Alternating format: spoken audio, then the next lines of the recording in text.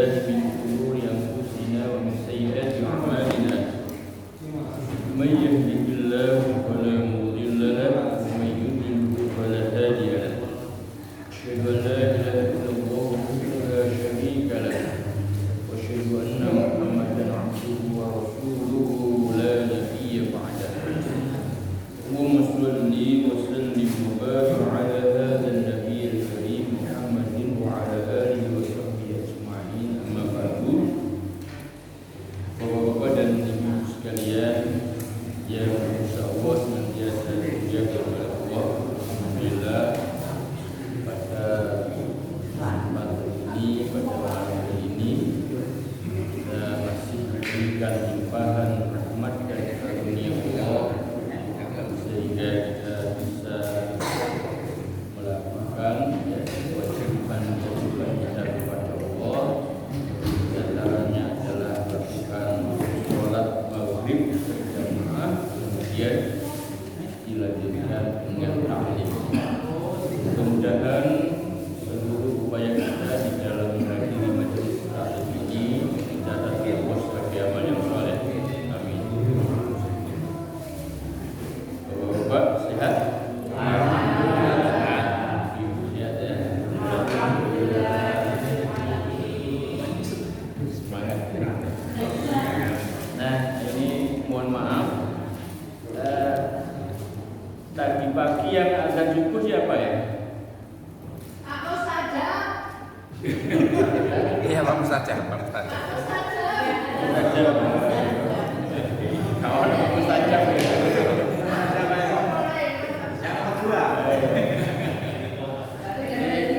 Gugur. Nah, yang lain. Tadi pagi ya, Pak Mustajab saat ngimami di rakaat pertama membaca surat apa? Atau kalau tidak tahu suratnya membaca ayat apa? Bacaannya apa? Yang imam bukan aku saja. Tajab. Ya ayyuhalladzina amanu taqullaha haqqa tuqatih. Mulai dapat hadiah. Alah mati ki oleh iki.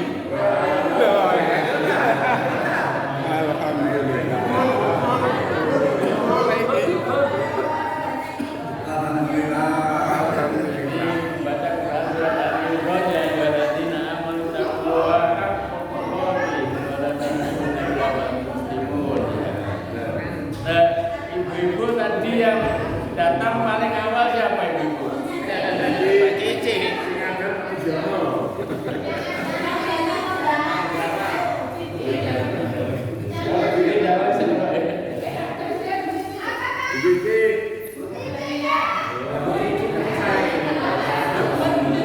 Iya.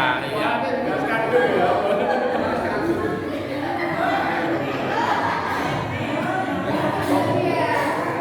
Mulai akad balapan.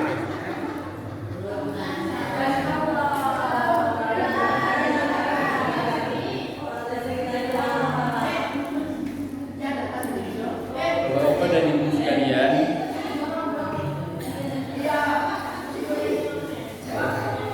jadi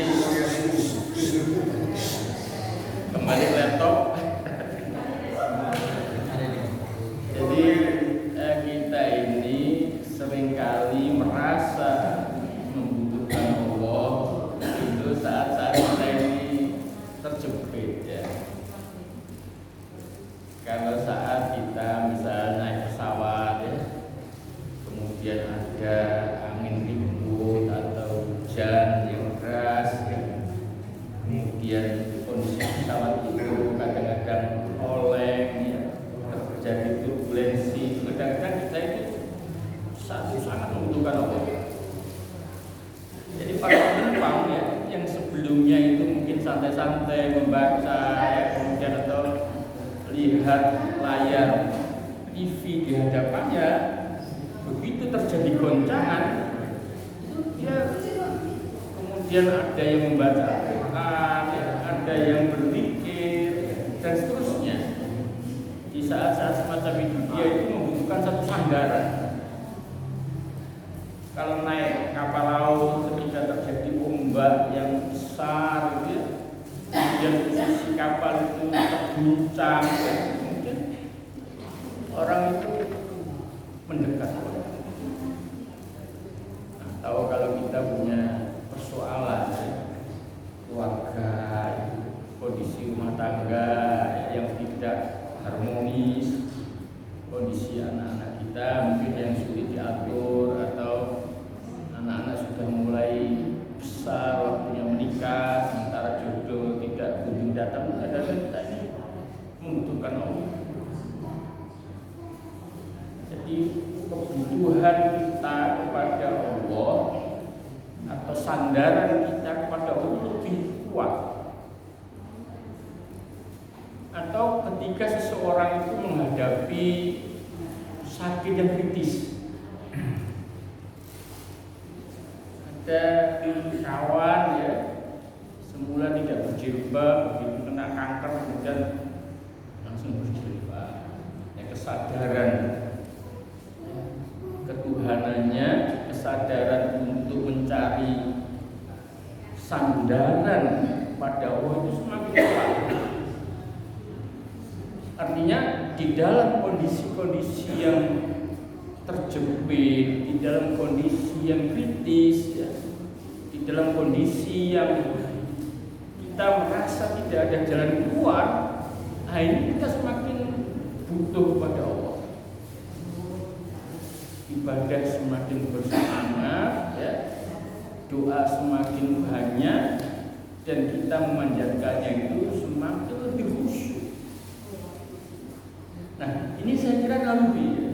Ini adalah fitrah bahwa manusia ketika dalam kondisi terjepit, ya, nah ini dia butuh sandaran. Dan sandaran yang paling kokoh, ya, yang paling kuat itu ya Allah. Nah, persoalannya saudara sekalian, apakah kita itu merasa lemah, merasa membutuhkan Allah, dan merasa terdesak itu saat-saat kita sakit, ya, saat-saat kondisi kita itu dalam bahaya? Apakah hanya itu? Padahal sesungguhnya kita itu setiap saat itu dalam kondisi bahaya, dalam kondisi yang tidak aman. Karena untuk mati itu tidak ada. Banyak orang yang sehat tiba-tiba yang meninggal. Sebenarnya kalau kita menyadari hal itu dan menemukan dengan sungguh-sungguh, setiap saat itu kita ini dalam kondisi yang tidak aman. Siapa yang bisa menjamin bahwa setelah ini kita ini masih hidup? Tidak ada. Nah, ini maksud saya bahwa kita harus menyadari betul bahwa kita ini sangat lemah, ya. Setiap saat, ya, kita ini juga bisa meninggal tanpa harus sakit, dan setiap saat kita tidak tahu. Misalnya tiba-tiba hanya nyeri di punggung, kemudian didiagnosis ternyata ada kanker ganas, kita pun juga tidak tahu.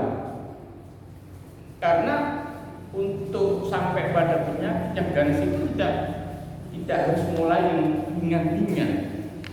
Tapi banyak orang yang kemudian tiba-tiba, oh ternyata jantungnya itu, ya, sudah kronis, jantung koroner, kemudian dia harus dipasang apa itu, ya, ring, ya, itu bisa jadi terjadi tiba-tiba. Apakah ketika kita keluar dari rumah pagi-pagi, ya, mengendarai sepeda motor atau mobil, kita itu pasti aman sampai ke kantor? Belum tentu. Sering saya berikan ilustrasi, ada orang yang mati karena ketiban biting nesak trailer, dan bisa jadi. Jadi sebenarnya kita ini setiap saat itu juga dalam kondisi tidak aman. Maka sudah seharusnya, ya, di setiap saat pula kita harus selalu mendekat kepada Allah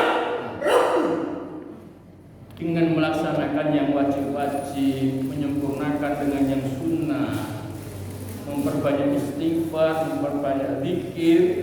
Dalam rangka apa? Dalam rangka membangun kedekatan dengan Allah. Ini yang perlu kita sadari.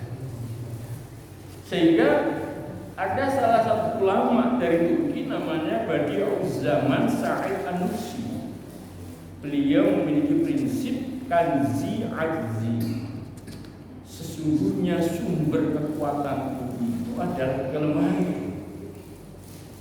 Karena ketika seseorang itu merasa lemah, ketika seseorang itu merasa fakir, ketika seseorang itu membutuhkan Allah, maka dia akan selalu mendekat dengan Allah. Ketika dia mendekat dengan Allah, nah ini akan terjadi, akan muncul suplai energi, suplai tenaga, suplai keyakinan bahwa kita ini senantiasa disertai oleh Allah. Sehingga di dalam Quran surat An-Nahl ayat 128 Allah berfirman, Innallaha ma'al ladzina taqaw wal ladzina hum muhsinun. Sesungguhnya Allah itu beserta orang-orang yang bertakwa dan orang-orang yang senantiasa berbuat baik.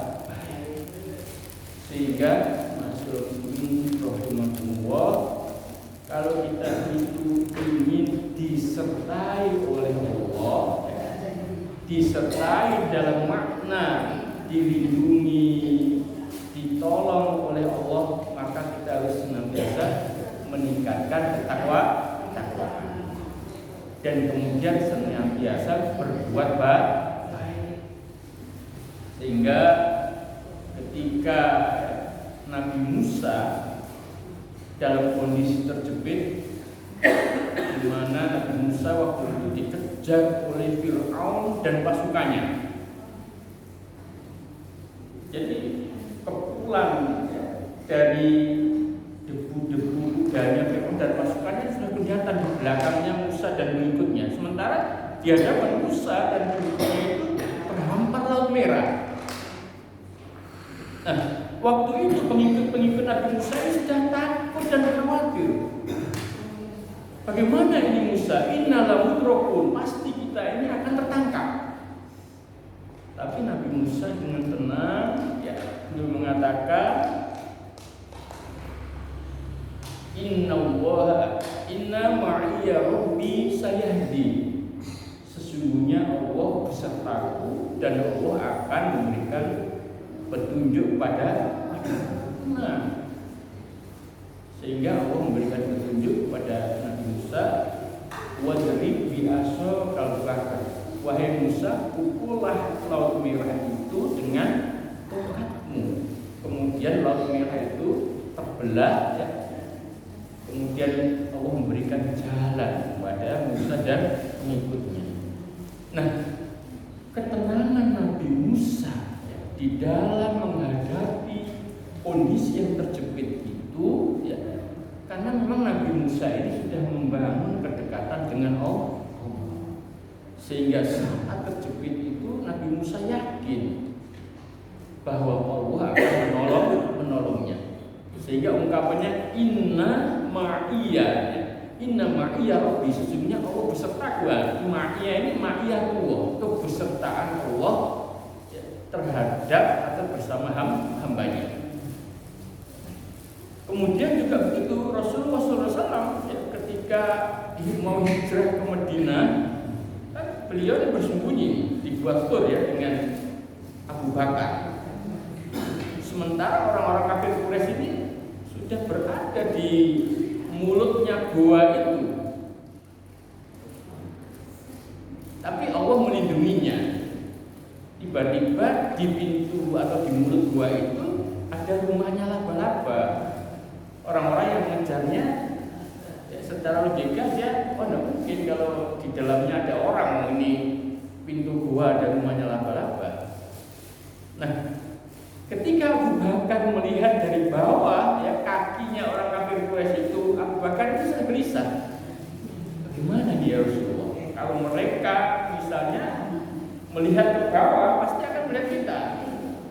Tapi Rasulullah dengan tenang mengatakan, la tahzan innallaha ma'ana. Abu Bakar, jangan resah. Sesungguhnya Allah beserta kita.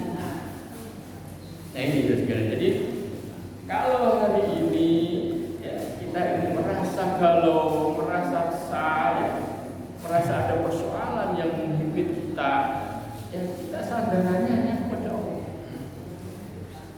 Dan seharusnya merasa lemah, merasa terjepit, merasa tidak aman, ya, ini harus terus kita bangun, ya, supaya kesadaran kita untuk senantiasa mendekat kepada Allah tidak selalu tumbuh.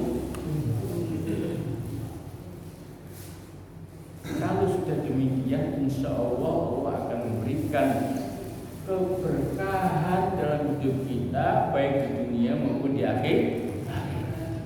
Kuncinya iman dan takwa dan berbuat baik kepada sesama manusia. Innallaha ma'al ladzina taqaw wal ladzina hum muhsinun. Sesungguhnya Allah beserta orang-orang yang bertakwa dan orang-orang yang senantiasa berbuat baik. Quran surat apa itu sekalian? An-Nahl, Quran surat 16 ayat 128. Nah, siapa tahu ini minggu depan keluar kita pertanyaan ini. Siapa? Catat. Ya, kalau hati ini saya bolong minggu depan mungkin orang dia ya, tidak bolong ya kemudian.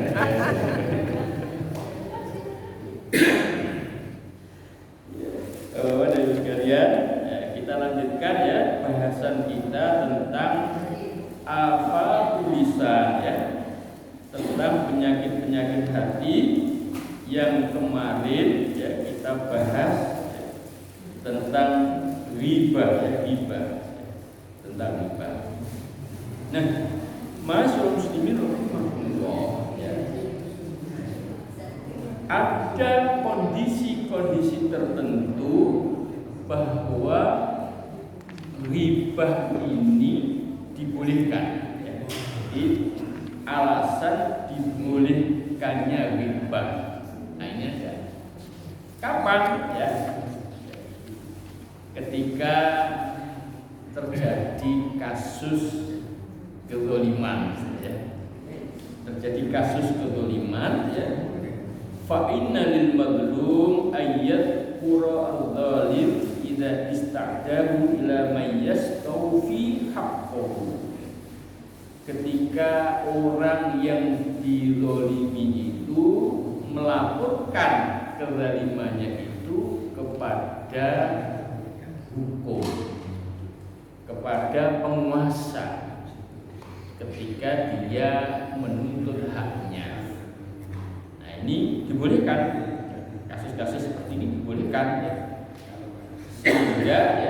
Sehingga saat melaporkan, nah ini kan dia akan mengungkapkan, wahai hakim, si A, si Fulan, kan dia menyebut nama, telah menzalimi aku dan seterusnya. Nah, di dalam kasus-kasus seperti itu maka riba membicarakan kejelekan orang lain kepada orang lain itu diperbolehkan. Termasuk ya untuk menolong seseorang yang berbuat mungkar agar dia itu kembali menjadi baik. Nah, ini juga dibolehkan ya. Waraddu dzalim ila minhajis shalah ya. Jadi saling tolong menolong dalam merubah kemungkaran. Nah, ini juga tidak apa-apa. Jadi ketika ya kita memiliki sahabat atau teman ya yang berbuat kemungkaran. Nah, karena kita ingin agar sahabat kita itu kembali kepada jalan yang benar, maka kita rundingan dengan teman yang lain atau dengan orang yang lebih baik tentang kondisi teman kita ini supaya dia menjadi lebih baik atau kembali kepada jalan yang benar. Ini juga diperbolehkan ya. Terus ya, al-istiftah ya, ketika kita meminta fatwa. Nah, ini juga boleh ya. Kita meminta fatwa, misalnya di sini mithlu ayyakula lil mufti dhalamani fulan au akhadha haqqi fa kaifa tariqi fil khalasi. Jadi ketika seseorang misalnya dizalimi oleh seseorang ya, terus kemudian dia minta fatwa, minta bagaimana hukumnya orang yang menzalimi saya ini. Nah, ini juga boleh dia menyampaikan. Misalnya, Ustaz, si fulan ini menzalimi saya. Tidak tahu apa itu menzalimi, bawa memukul apa ini, bagaimana hukumnya? Nah, ini boleh menyampaikan kejelekan seseorang, tetapi dalam rangka untuk mencari fatwa, menanyakan hukumnya. Tapi memang di dalam kitab ini dijelaskan kalau membuat permisalan atau menyamarkan itu lebih baik. Misalnya gini, Ustaz, bagaimana hukumnya kalau ada orang ya misalnya yang menganiaya orang lain? Nah, ini kan ada seseorang yang menganiaya orang lain, jadi menyembunyikan namanya. Nah, ini juga akan lebih baik. Tidak harus menyebutkan si A si B ya, karena dengan menyebutkan itu berarti kita sudah ya menyampaikan atau memberitahukan tentang kejelekan orang ya. Jadi wadalilu ala ibahatit ta'yin ya, dalil atas dibolehkannya menyebutkan kesalahan seseorang hadits Hindi hina qalat, hadis dari Hindi ketika beliau mengatakan inna Aba Sufyan rajulun sahihun walam yungkir 'alaiha an-nabi. Jadi ini wanita namanya Hindi ini mengatakan ya, sesungguhnya Abu Sufyan ini orangnya bakhil dan Rasulullah tidak mengingkari hal ini. Nah, menyebut sesungguhnya Abu Sufyan itu bakhil, ini sebenarnya tidak baik. Tapi karena dalam hal ini untuk ya, mencari tadi ya fatwa dan lain-lain ini tidak apa-apa. Tetapi kalau dia menyamarkan namanya, nah tentu ini lebih baik ya. Termasuk ini disebutkan juga tahdzirul muslimin, memperingatkan kaum muslimin ya.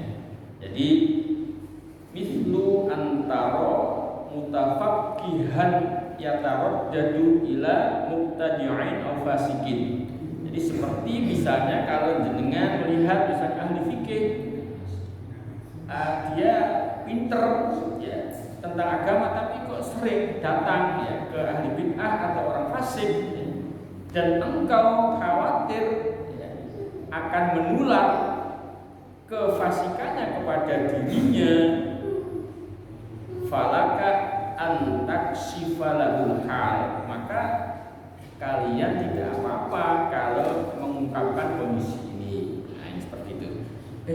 Jangan sering ke sana, di situ banyak perbuatan-perbuatan yang tidak baik. Di sana ya menyebutkan seseorang misalnya selain melakukan hal-hal yang bertentangan. Nah, ini diperbolehkan. Nah, teman-teman sekalian ya,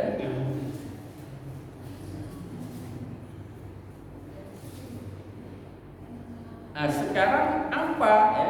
Wa amma kafaratul ghibati fa'lam annal mutab qad jana jinayatain ya. Terus apa kafarohnya ya? Kafarohnya bagi orang yang menghibah.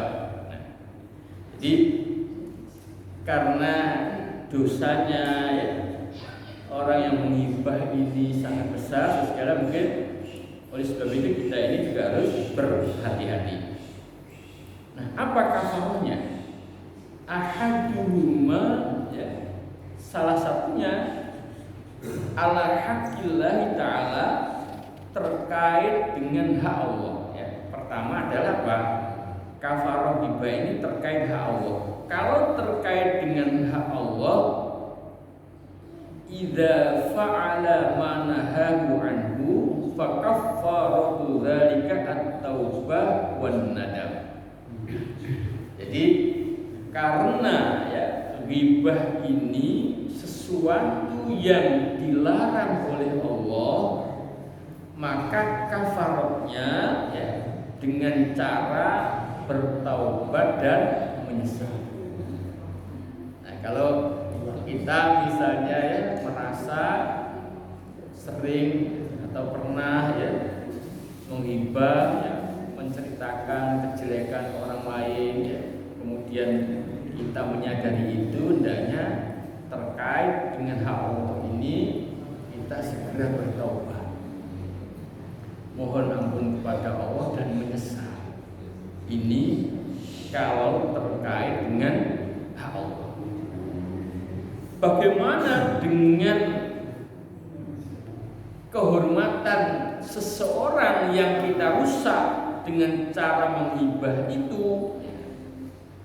Kan kalau dengan Allah kita bertaubat dan menyesal, tapi dengan orang yang bersangkutan bagaimana? Apalagi orang yang kita ceritakan kejelekannya itu dia tahu. Si A ini cerita gini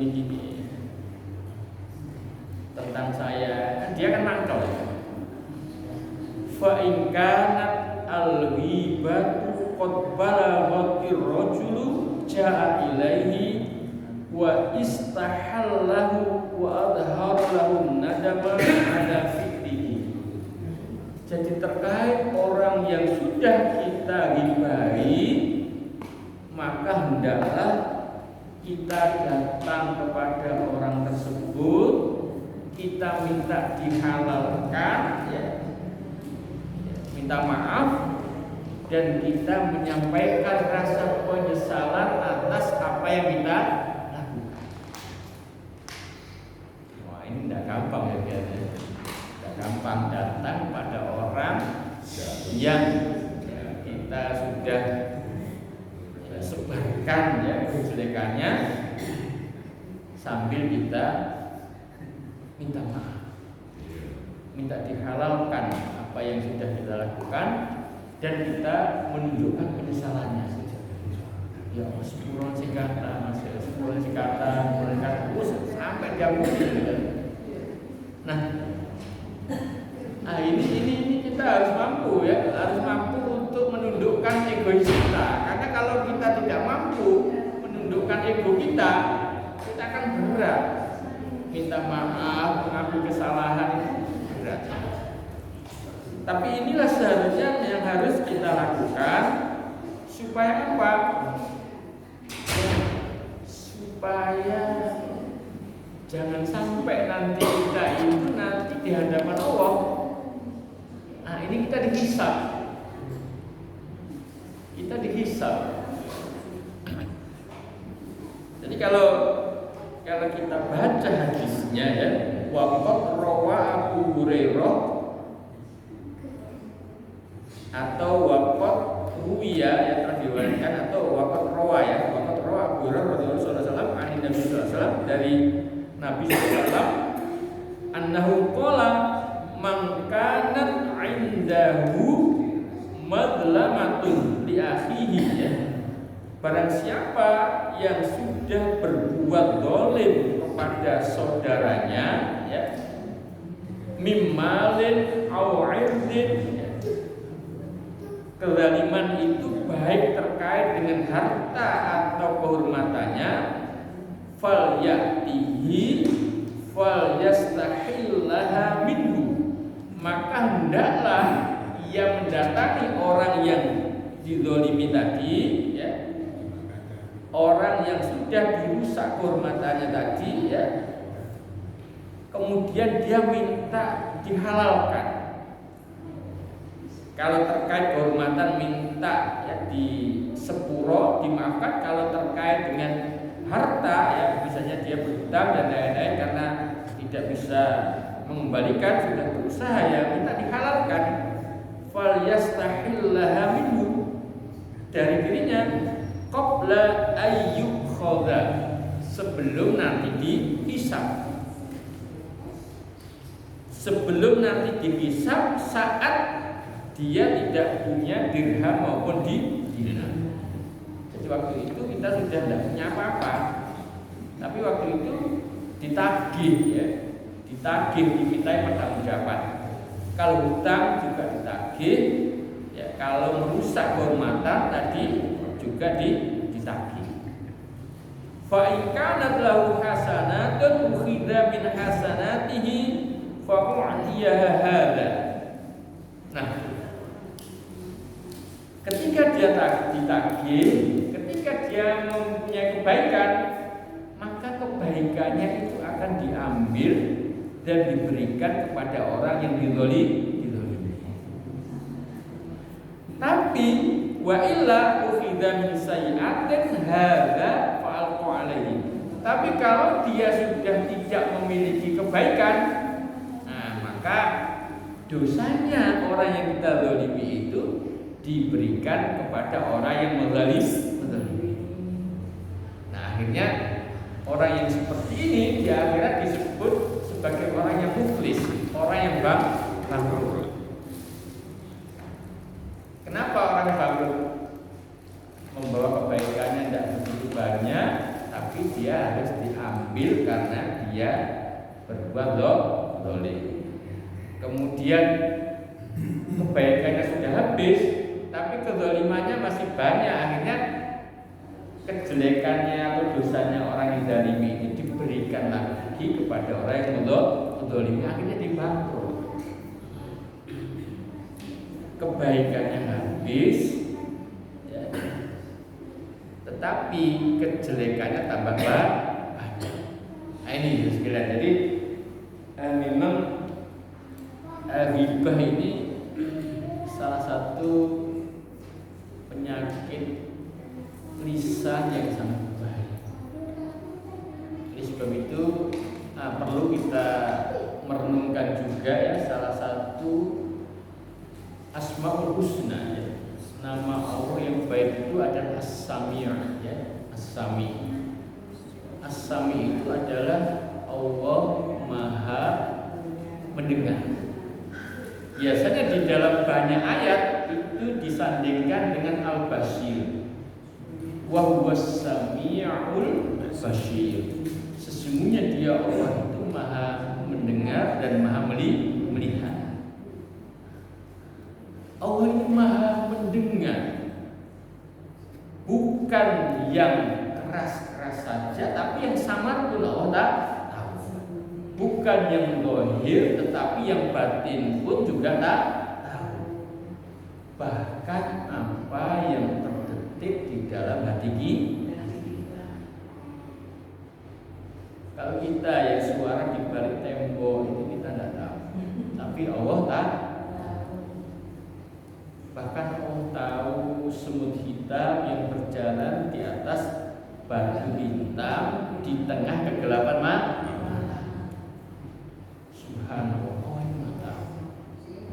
Maka menjaga lisan, menjaga lintasan hati, menjaga pikiran ini sangat penting sekali. Ini perlu kita lakukan. Sampai pada kedipan mata itu Allah tahu apa yang kita inginkan dengan kedipan mata itu. Sehingga perlu sekali kita ini berhati-hati dalam persoalan menjaga lisan ini.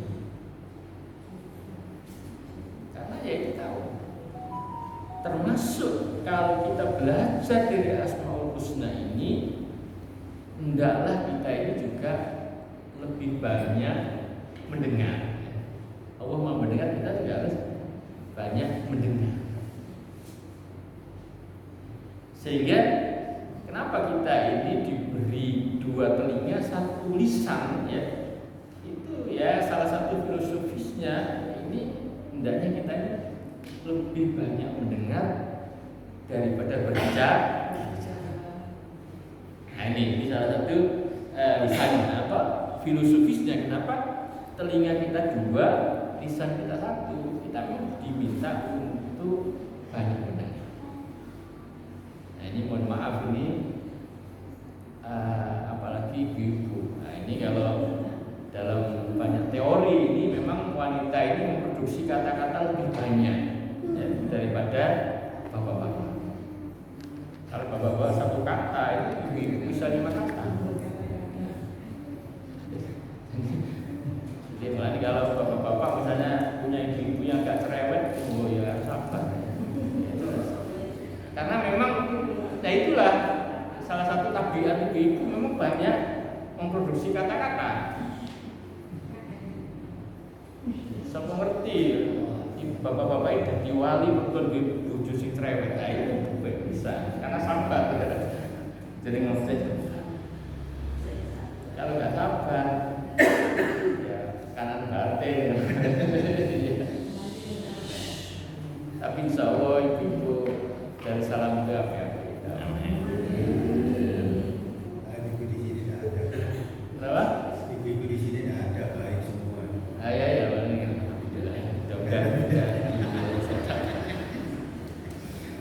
nah itu menurut sekalian belum habis ya.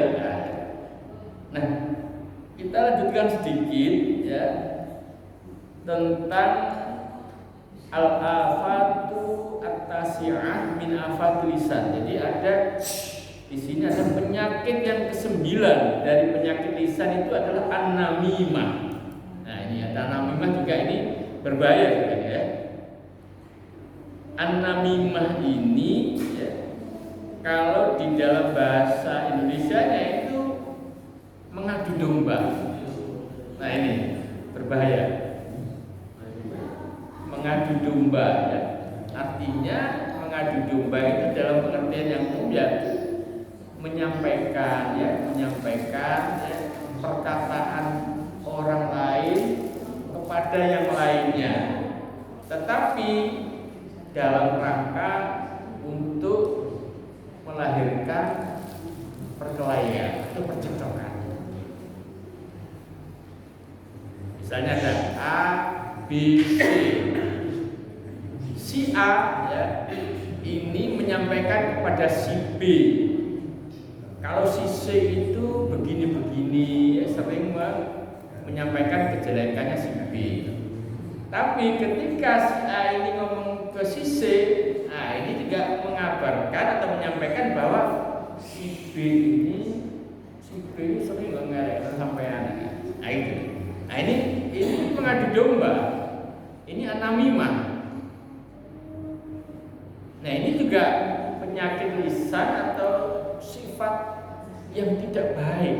Karena dalam rangka untuk apa? Untuk menciptakan tadi percekcokan ya, atau pertikaian antara B dan C. Nah ini juga bisa jadi karena muncul dari si A ini ya perasaan iri dan lain-lain kepada si B dan si C sehingga dia melakukan perbuatan yang disebut dengan adu domba. Nah, teman-teman sekalian, ya, di dalam hadis ya, yang dikutip oleh Imam Ghazali di sini atau oleh Ibnu Qudamah itu adalah wa fil hadisi anna Nabiy sallallahu alaihi wasallam qala la yadkhulul jannata qattatun ya. Atau di dalam hadis yang lain itu la yadkhulul jannata nammamun. Jadi tidak masuk surga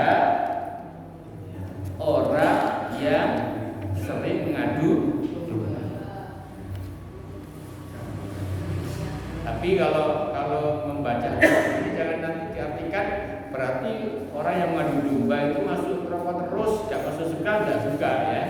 Artinya sesuai kadarnya. Dia orang yang baik, ibadah ya, sedekah ya, akhlaknya apa, tapi dia memang punya kelemahan, ya, punya dosa nama yang mungkin akan ditimbang. Karena namam, karena dia pengadu domba, ya karena dia punya dosa, ya mungkin karena pengadu domba itu, karena dia dosa itu, ya mungkin dia bisa masuk neraka. Tapi karena kebaikan yang lain juga dia masuk surga. Nah, ma'asyiral muslimin rahimakumullah, bagaimana sikap kita ya, ketika kita menghadapi orang yang seperti ini? Nah, ini yang penting. Kalau kita menghadapi orang seperti ini, ya sebaiknya Allah yusaddiqan naqil. Jangan sampai kita itu mempercayai apa yang disampaikan. Nah, ini lebih aman. Kalau kita mendengar seperti ini, ada orang yang menceritakan kejelekan orang lain kepada kita, ya, yang sifatnya ini mengadu domba, ini lebih baik jangan kita percaya. Jangan. Kenapa? Untuk menutup ya pintu-pintu kejelekan yang lain. Sehingga Imam Syafi'i itu ketika menghadapi seperti ini sederhana. Wahai Imam Syafi'i, orang yang selalu memuji-muji kamu di depan, itu kalau di belakang kamu selalu menjelek-jelekan kamu. Nah, saya lapor gitu. Kata Imam Syafi'i, alhamdulillah, berarti saya masih berwibawa. Artinya dia tidak berani langsung menjelekkan di depan Imam Syafi'i. Imam Syafi'i orang yang menjelek-jelekan kamu itu, kalau di belakang itu tidak suka sama kamu. Alhamdulillah dia tidak suka sama saya, berarti nanti dia tidak akan hutang sama saya. Soalnya kalau langsung hutang itu dengan orang yang dekat, tapi orang kalau tidak suka dekat-dekat. Jadi beliau itu mensikapi hal semacam itu dengan sederhana. Alhamdulillah kalau seperti itu, berarti dia tidak berani menjelekkan saya di hadapan saya, berarti ya, saya masih berwibawa di hadapan dia. Jadi tidak kemudian masa sih, terus kemudian dikonfirmasi, tidak begitu kan? Ya.